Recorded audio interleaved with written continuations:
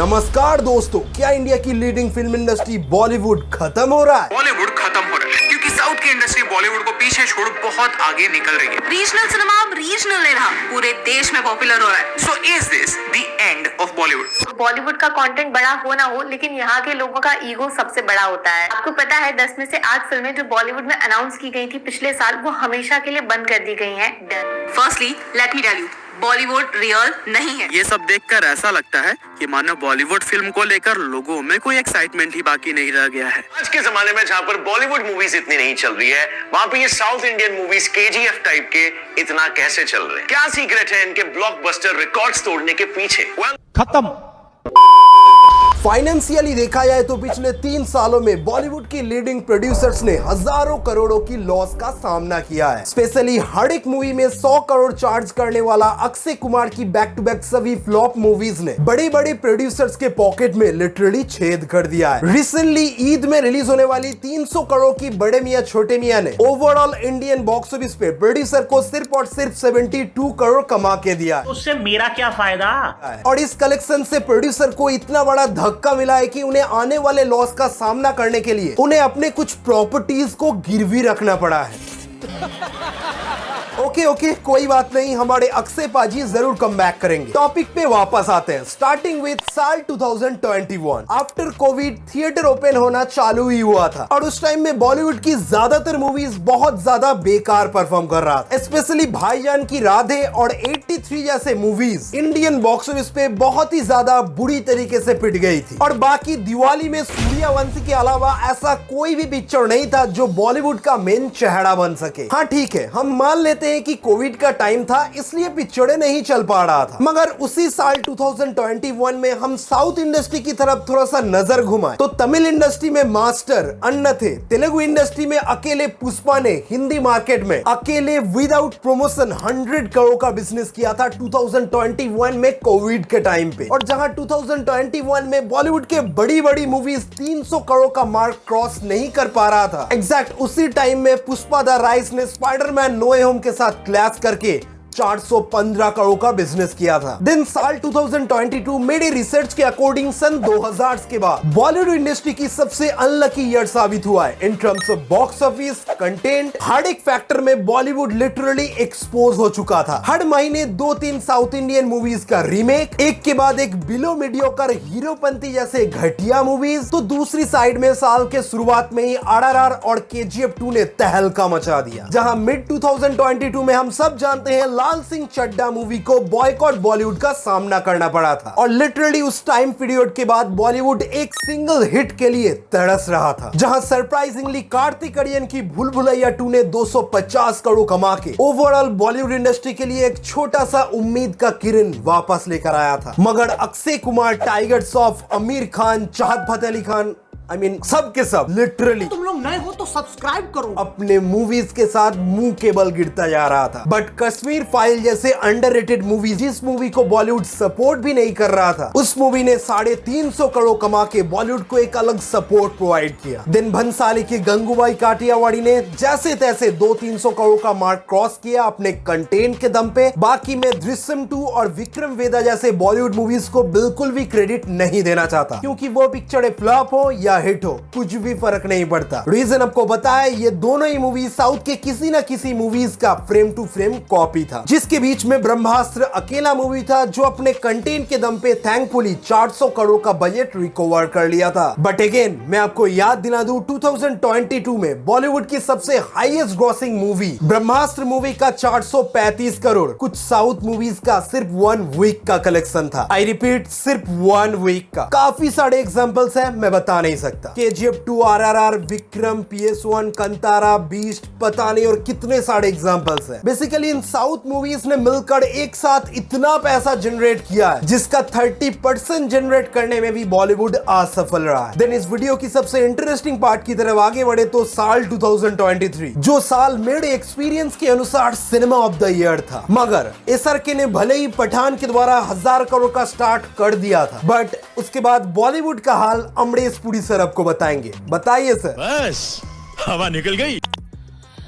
बेकार है भैया, मैं तो टूट गया। हवा इसलिए निकल चुका था क्योंकि लिटरली पिछले साल ऐसा कोई भी मूवीज रिलीज नहीं हुआ था उन 6 महीनों के अंदर जिनसे मैं एक को बता सकूं कि हाँ इसने बॉलीवुड का इज्जत रख लिया है। सिर्फ अचानक से जुलाई में आके करण जौहर की रॉकी और रानी की प्रेम कहानी ने 350 करोड़ छाप लिया था। दिन आगे गदर 2 हाइप और नॉस्टैल्जिया पे निकल गया और सितंबर में जवान, रीजन एसर के, टाइगर 3, सलमान खान, ये पिक्चर दिवाली पे जैसे तैसे अपने बजट को रिकवर करके निकाल जाते हैं। और दिसंबर में अब डंकी के बारे में पूछो ही मत, अकेला एसर के कितना संभालेगा। बस इनमें से एक ही मूवी को क्रेडिट देना है तो मैं इज्जत के साथ एनिमल के सामने झुकना पसंद करूंगा। पर इन एंटिसिपेटेड मूवीज के अलावा ऐसा कोई भी सुपरस्टार, मेगा स्टार, हर किसी को मुंह के बल गिरना पड़ा है। नहीं, इस बार मैं साउथ इंडस्ट्री से बॉलीवुड को बिल्कुल भी कंपेयर नहीं करूंगा। मैं सीधा आपको 2024 की फर्स्ट 6 महीनों का रियलिटी दिखाऊंगा, जहां ना ही एसर के है, ना ही सलमान है, ना ही सनी पाजी है, ना ही रणबीर कपूर है। आपको इन 6 महीनों के अंदर टॉप 10 के लिस्ट में सिर्फ 2 ही बॉलीवुड मूवी दिखाई देगा, ऋतिक रोशन की फाइटर एंड अजय देवगन की शैतान, जिसमें से मैं शैतान को बाहर निकाल के फेंक देना पसंद करूंगा। लिटरली भाड़ में गया शैतान, इज्जत नहीं देगा अपन उसे। आप स्टिल इस लिस्ट को देख सकते हो, टोटली डोमिनेट किया है तेलुगु सिनेमा ने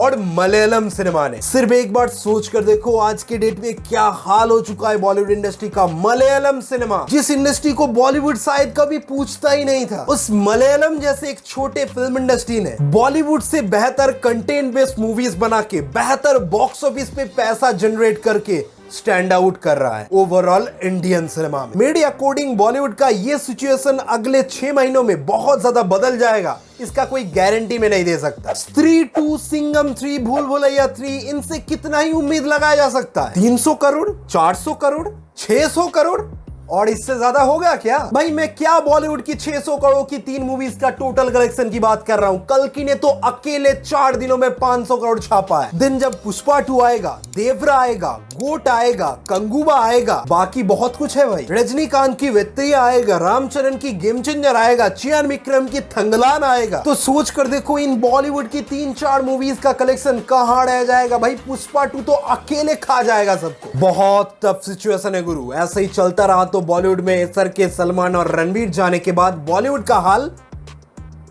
समझ गए? ओके आई नो कि एक बंद कमरे के अंदर भाषण पेलना आसान है कि बॉलीवुड खत्म हो जाएगा, बॉलीवुड का दी एंड, फलाना प्रॉब्लम, ढिमकाना फ्लॉप। आप जरूर सोच सकते हो कि बॉलीवुड के इस हाल को सुधारने का कोई सॉल्यूशन है तो बता, नहीं तो बकचोदी बंद कर, है ना?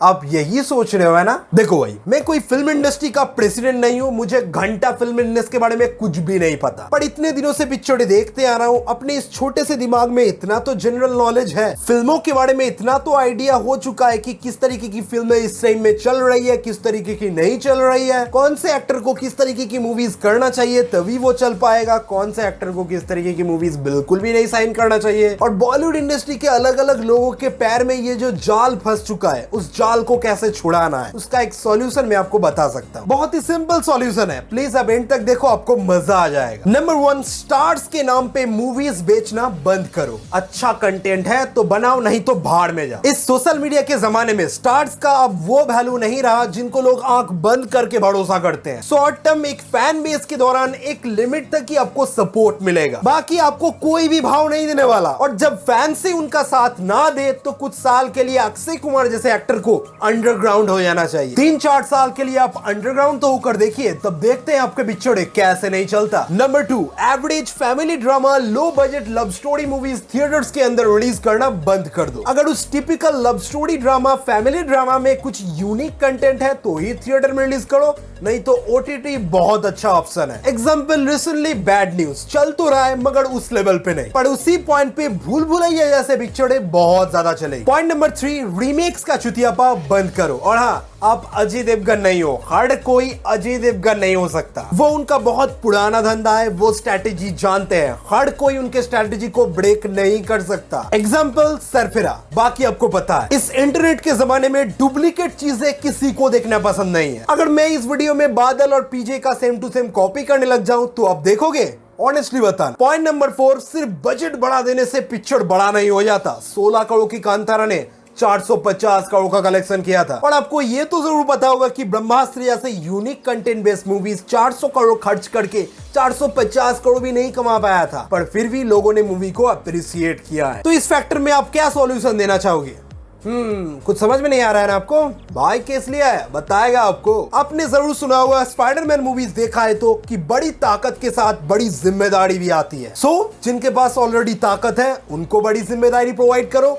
जैसे कि प्रभास 600-700 करोड़ की मूवीज होल्ड करने का पोटेंशियल रखता है, पर वो पोटेंशियल कोई नॉर्मल एक्टर नहीं रख सकता। जैसे कि आप विकी कौशल, रणवीर सिंह जैसे एक्टर को पकड़ लो, क्या उनको 600-700 करोड़ का पिक्चर डिलीवर करना सही होगा? क्या टाइगर श्रॉफ 200 करोड़ की गणपत डिजर्व करता है? देखा है ना आपका first day collection 2.5 crore. Ganpat 200 crore की पिक्चर कलेक्शन में फर्स्ट डे में कमाई कर रहा है 2.5 करोड़। यही होता है कि अब बड़ी ताकत के पास बड़ी जिम्मेदारी नहीं दे रहे हो, छोटी ताकत के पास छोटी जिम्मेदारी देने की बजाय बहुत बड़ा जिम्मेदारी दे रहे हो। समझ में आया आपको?